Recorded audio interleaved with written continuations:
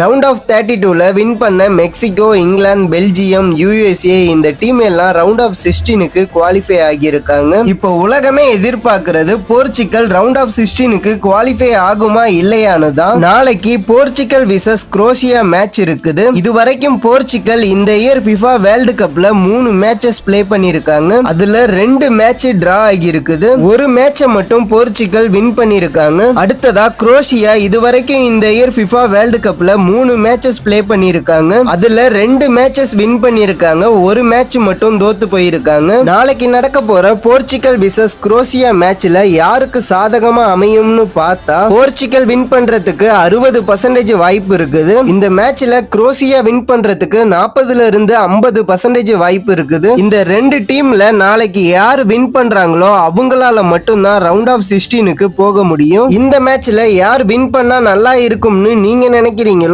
கமெண்ட்ல சொல்லுங்க. எனக்கு போர்ச்சுகல் வின் பண்ணா நல்லா இருக்கும்னு தோணுது. சப்ஸ்கிரைப் பண்ணாம வீடியோ பார்க்குற எல்லாரும் ஒரே ஒரு சப்ஸ்கிரைப் பண்ணிட்டு வீடியோ பாருங்க.